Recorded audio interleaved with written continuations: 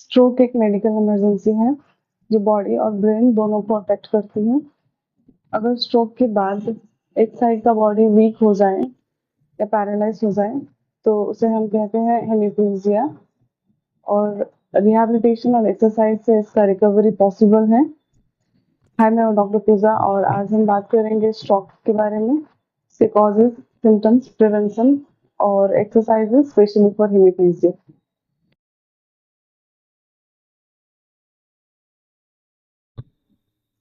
Stroke तब होता है जब ब्रेन के किसी हिस्से में ब्लड फ्लो रुक जाती है, या तो ब्लड क्लॉट की वजह से जिसे हम कहते हैं इस्केमिक स्ट्रोक, या फिर ब्लड वेसल्स फटने की वजह से जिसे हम कहते हैं haemorrhagic stroke.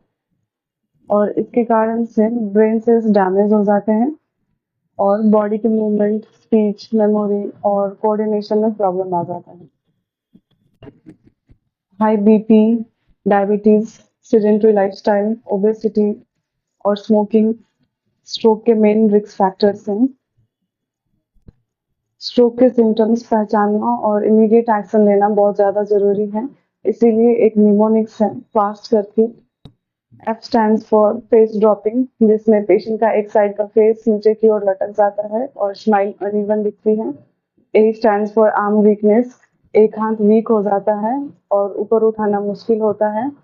S stands for slurred speech या स्पीच डिफिकल्टी, पेशेंट के वर्ड्स क्लियर नहीं होते हैं।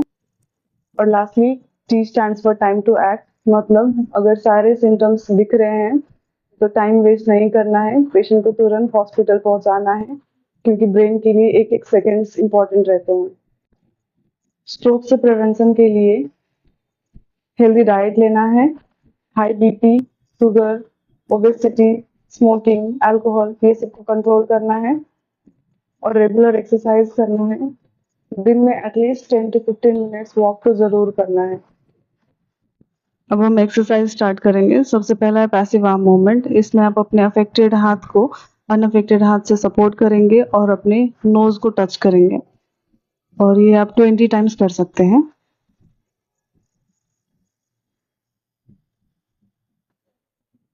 सेम प्रोसेस में आप अपने अफेक्टेड हाथ को ओवरहेड लेके जाएंगे और वापस नीचे लेके आएंगे। ऐसे 20 टाइम्स कर सकते हैं। ये एक्सरसाइज आपकी स्टिफनेस को कम करेंगे और जॉइंट की मोबिलिटी बना के रखेंगे।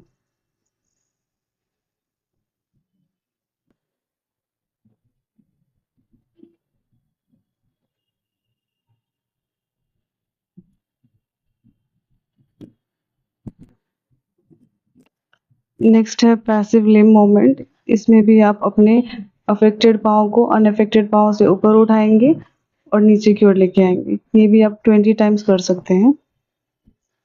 इससे आपकी नी की मोबिलिटी बनी रहेगी। सेम प्रोसेस में घुटने को मोड़ेंगे और फिर सीधा करेंगे। ये भी 20 टाइम्स कर सकते हैं।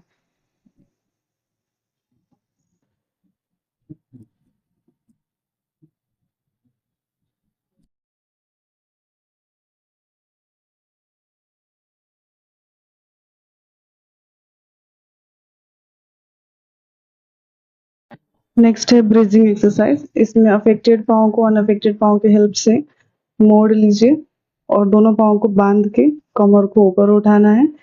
इस एक्सरसाइज से हैमस्ट्रिंग और बैक मसल्स में थोड़ा सा स्ट्रेंथ आएगा। नेक्स्ट है नी एक्सटेंशन एक्सरसाइज। इसमें भी बैठे हुए पोजीशन में अफेक्टेड पाँव को अनअफेक्टेड पाँव के हेल्प से ऊपर उठाएंगे और फिर नीचे लाएंगे। ऐसे 20 टाइम्स कर सकते हैं। लास्ट है ट्रंक कंट्रोल एक्सरसाइज। इसमें एक फिजियो बॉल या फिर 3-4 तकिया पेशेंट के पीछे लगा देना है और पेशेंट को पीछे की ओर लीन करना है और फिर वापस आगे की ओर झुकना है। इससे कमर में स्ट्रेंथ मिलेगी और बैठने के टाइम पे स्टेबिलिटी बनेगी।